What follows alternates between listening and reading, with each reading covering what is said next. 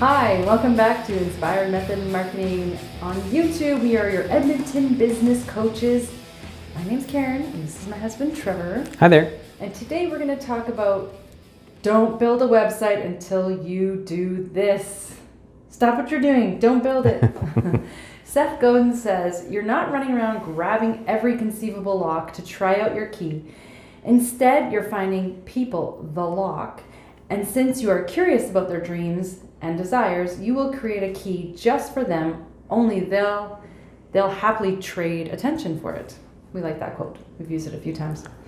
YouTube is the second largest search engine, and only 9% of businesses are on YouTube. What? Huge room for opportunity. Oh, totally. I was thinking, what a wasted opportunity. Exactly. So lots of business owners think that by building a website, customers will magically start pouring in. Unfortunately, it doesn't work like that. No. And I was laughing when we started because I read the first question, and it's kind of a funny question. I have a picture that runs through my mind when I hear this question, but where is the number one place to hide a body? The best place to hide a body is on page 2 of Google. That's my it. Favorite I know. question. I love that one. And it's true. I mean, you think of when people are searching for anything, or when you're searching for something, do you ever go to page 2? Not usually. No. The top 3 spots, top 3 organic listings get the most clicks. They get over 85% of all the clicks. Positions 1, 2, and 3. So if you're not on page 1, you're probably not getting the clicks. So yeah, and the reasons for that, number one is the person searching probably found what they were searching for, hopefully. And second of all, their attention span is not that long. They don't want to scroll through pages and pages unless they haven't found what they're looking for. That's and right. Usually they give up, and the credibility goes down, actually, in my mind. It always has. If I'm doing a search and it's like I have to go through page after page, I'm already thinking, this is not really what I'm going to be looking for, and I already discount what I find. Mm-hmm. That's what goes through my mind psychologically. So will a brand new website show up on page 1 of Google as soon as it goes live? Absolutely not. No, it will not. So getting to page 1 of Google takes effort, takes time, takes energy. And, just putting your website out there doesn't mean anything when it comes to ranking. Unless somebody knows your exact web address, or if they found you through a Google My Business listing and they click the website button, you're not going to be found. Plain and simple. Unless they go directly to your site, they will not find you in a search engine result. Mm-hmm. Absolutely not. Okay, how likely is it that your Google My Business listing shows up on page 1? Oh man, that's going to show up immediately. Mm-hmm. Because when people are searching for a plumber, searching for a bakery near them, or something in their town, when you have a Google My Business listing in your local area with your address on it and it's filled out well, and you've got some reviews, then that is going to show up on the first page. And that's what Google is trying to do, mm-hmm. is help people find local businesses and be a relevant place for search, which is why they have over 94% of all searches. It's like a rock and a hard place. You have to give what people want to stay being what people want, to keep people using your service. Yeah. Bottom line. So they're good. So if you work with Google, by doing all the things that they want you to do, they're going to give you that favor of putting you at, top of the page 1. So what percentage of people look at Google reviews before making a purchase? People who look at Google reviews before buying is in the high 80s, high 90s, so low 90s percentile as far as looking for reviews. Mm-hmm. It's just a fact.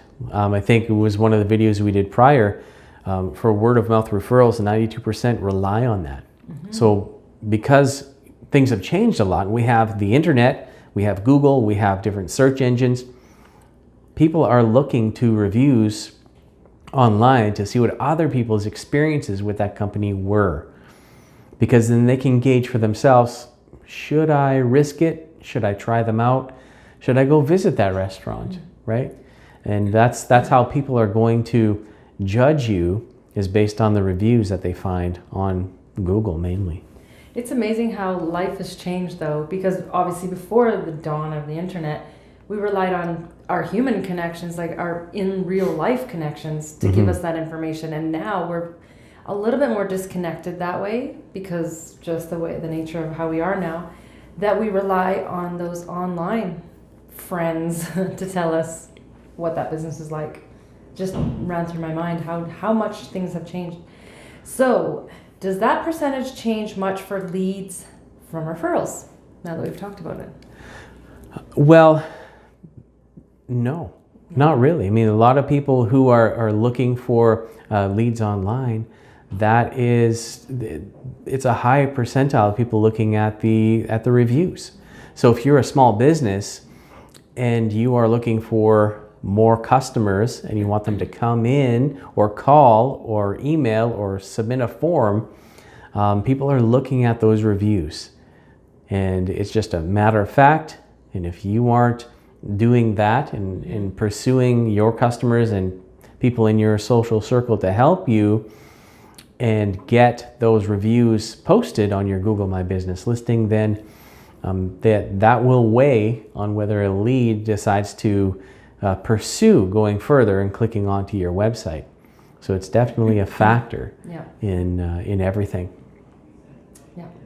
What is a good target to aim for social proof and SEO?